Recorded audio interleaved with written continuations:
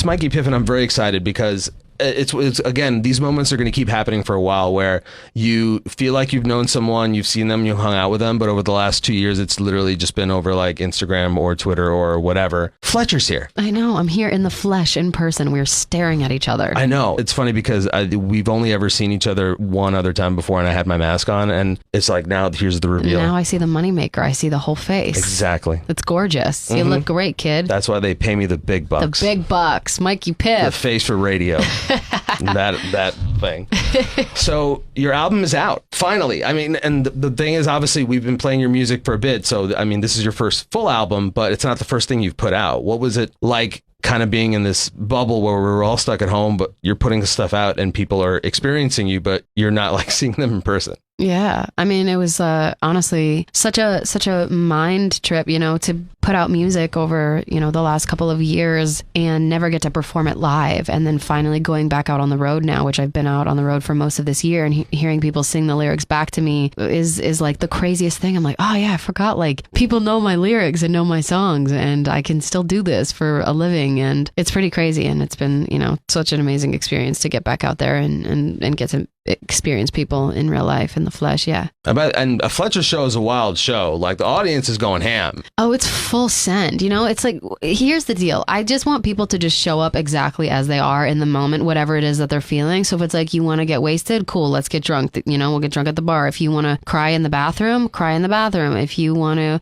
just have fun and feel your feelings, you want to make out with somebody, like I'm just there to provide the vibe. So, there's always during one song, during any given moment, I look out in the audience and all of those said things are happening. And I'm just like, this is chaos, but I'm a Pisces, so it kind of checks out. Same. Yeah. I always say I'm the soft boy Pisces. I'm a soft girl Pisces. Yeah, but with a little bit of, there's a lot of other things in my astrology chart that bring some of the chaos that exudes through my music. But yeah.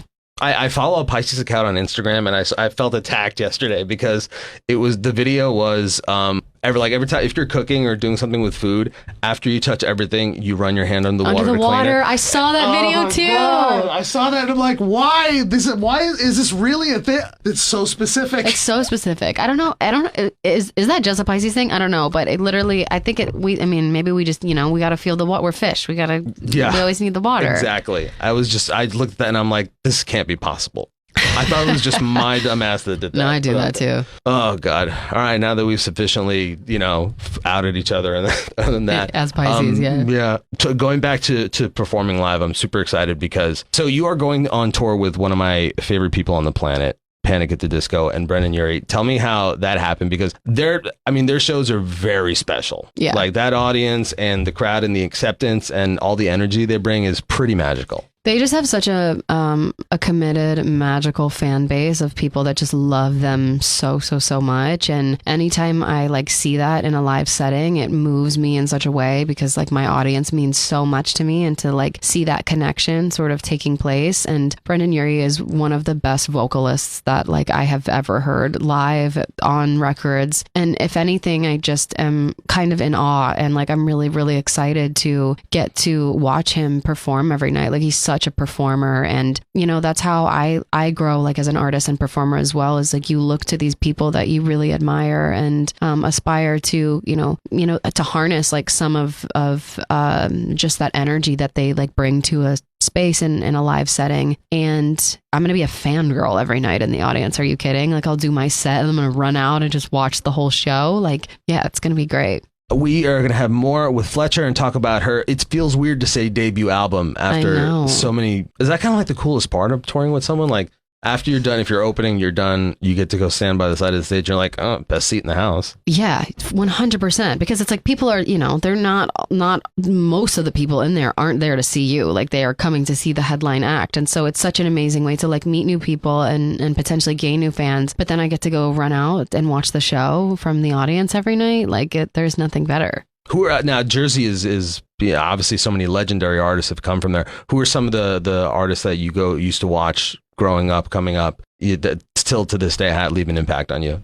Oh, wow. One of my first ever concerts was Britney Spears. And that was the first concert I've ever been to. And it was such an iconic experience. Britney Spears has just, informed so much of the way that I've like experienced like my expression and my sexuality. And, she's just like been such a significant artist in that aspect. And then, I grew up listening to a lot of Bruce Springsteen, who I love so much. I'm from, the Jersey Shore. Legally you have to, or else I can't even give any other kind of answer, but no, genuinely, I'm like a big Bruce Springsteen fan. And I'm playing a festival called See Here Now in Asbury Park. And I am playing right before Stevie Nicks, which is the craziest thing at my hometown in Asbury Park. So I'm just like, I'm pinching myself. And Halsey's from Jersey, obviously, and such a talented artist who I also look up to so much, and is just a super cool human. So there's something in the Jersey water. 100%. Sure. Yeah. Some of it's partially emo too, but there's a lot of other stuff. Oh, there's a lot of emo-ish. Are you kidding? Like, listen to anybody from there. There's something in the water. Your debut album is now out, because it just feels like the last few years just kind of messed everything up, and the semblance of time doesn't exist. Right. So tell us the journey to getting to this point, because your EP was, you were stuck in Jersey with your ex. That's already like a Bravo reality show. But then you made a whole album, and it was engineered and mixed and done there to whatever degree. Like, how do you get from there to this? Yeah. Well, 2020 was a weird year for everybody. I was supposed to go on tour with Niall Horan and Lewis Capaldi. Oh, God, don't get me started. That tour would have been amazing. Yeah, my heart's still a little bit broken that didn't happen. But those are two artists that I love so much. And I don't know if you would have got anything done. Yeah, we all just would have just like shot each other's livers with how much we were drinking. You know what I mean? Like, I don't know how much would have been accomplished. I honestly say, hey, look, it was the Niall Horan, Lewis Capaldi and FLETCHER comedy tour. Honestly, you could not sing and still sell it out, because you could just laugh the whole time. Oh, yeah, that would have been really, really wild. I don't know. Maybe, who knows? Maybe one day. But it was a really weird time. I ended up quarantining with my ex, and we were broken up at the time. Such a Pisces move to do, I'm telling you. Yeah. And then she shot and recorded all of the music videos for that EP. Was called The Sex Tapes, and it was kind of about our like on again, off again dynamic and relationship and situation. And then we broke up for good. And over the last 2 years, I've been writing this debut album, Girl of My Dreams, and it picks up where I left off with The Sex Tapes. And the whole track list goes in kind of chronological order of just, processing like a really intense heartbreak, and how that kind of like transforms into, you being your own girl of your dreams. It's complex. And I have always been somebody that's really interested in the more nuanced, complex conversations and the feelings that like people normally want to like throw away, hide in a closet. I'm like, no, let's bring those to the table. Let's talk about it all. So yeah, if you just, feel like feeling things, just throw on Girl of My Dreams. Yeah, if you need some therapy, a little, feel a little therapeutic, right? Yeah, my music is very like, if you were to open up a diary and then read the pages, and you'd be like, oh God, are you sure you want to say this? And it's usually a lyric of mine. It probably sounds like you're better off saying it. Yeah, you know what? I've got this like I have this barometer that if I play it for my mom and she gasps, then it's good. Then that means it's a FLETCHER lyric. That's awesome. Yeah. Oh my God. So I hope she's got like an oxygen machine next to her for after this album. When she what was it? What did she say after it was? Is she just literally like, are you just watching her as she listens to the whole thing, or do you like, here, Mom, take a listen, and then like you come back in the room, or she sends you a text, or? It's been a combination of both. Like some of this album I've got to play for her in person, and she does this thing where she puts her hand, so dramatic Italian like Jersey mother, she like puts her hand over her chest, and she'll like take a deep breath, and then it's always been that barometer. Like when I played her like Undrunk back in the day, and when she heard that lyric, and she was like, Carrie Elise Fletcher. Oh, full name. She goes, are they gonna put this on the radio? And I'm like, yeah, Mom, they are. That's awesome. You got full names. You did something good when that happens. Oh yeah. So yeah, usually it's like, when you're getting in trouble, and I'm like, I'm in trouble? Great, let's do it. Yeah, if it's not trouble, it's not FLETCHER. It's not trouble, it's not fun. You know what I mean? Like, we're trying to start conversations. Life's boring. We live in a simulation. Like, let's just be crazy. Let's just do whatever. Let's just say whatever we want. I think we live in a society that like capitalizes so much on our like self like repression and our self-hatred. And I don't know, I've always just been somebody that's so intrigued by just having the conversations that like can be kind of uncomfortable, because there's so much like good magic on the other side of it, and like so much growth that comes from it. And you learn more about yourself, and you can empower yourself. And that's honestly like what this whole process of me making my debut album has been like, and what Girl of My Dreams means. Yeah. Well, growth comes from mistakes, right? You're not growing from perfection.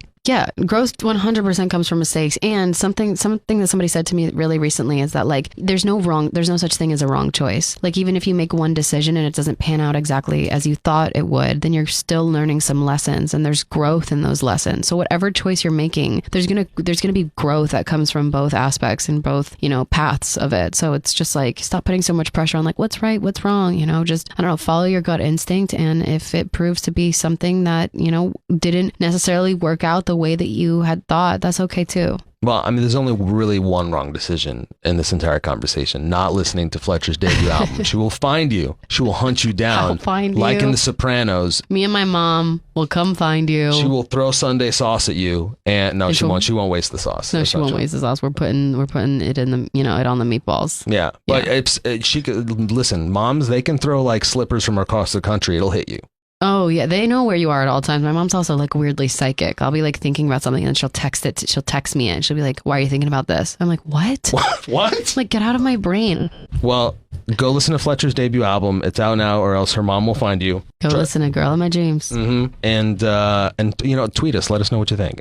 Yeah, give me all the tea. Let me know your favorites. I want to hear the feedback. Let me know what you think. Ooh. Let's be friends. I'm excited to see what sounds people use and create things on TikTok with it. Me too. I feel like there's so many lyrics that you have that is just like they're all trends for some reason. Yeah, my lyrics are pretty like wildly specific. So I feel like people, you see so many things on TikTok where it's just like such a specific lyric and then it can kind of be like applied to like a million different situations though, which is such a really cool thing. So I'm excited to see how people use it. Yeah, there you go. Get into a situationship with Fletcher's lyric and let us know how it works. All right, Fletcher, everybody. We're so excited. Thank you so much for sharing your music with us, and thank you for being here in person. Thanks, Mikey. Stoked about. Thanks for today.